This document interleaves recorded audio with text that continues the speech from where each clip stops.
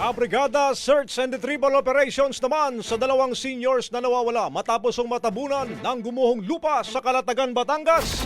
Abay nagpapatuloy pa rin hanggang sa ngayon. Brigada Jigo Custodio, ibrigada mo! Brigada Live Report.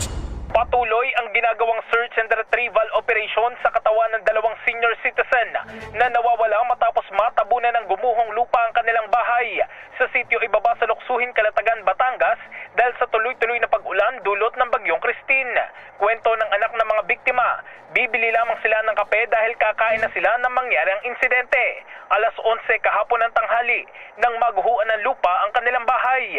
Ayon sa mga otoridad, pahirapan ang paghahanap sa katawan ng mga biktima dahil sa makakapalang putik at mga malalaking sanga ng puno na nakakalat sa lugar.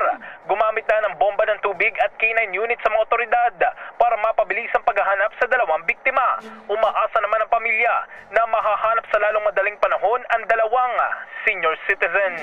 In the heart of changing lives, ito si Brigada Jigo Custodio ng 105.1 Brigada News of Manila, The Music News Authority. Bagong Brigada Balita Nationwide.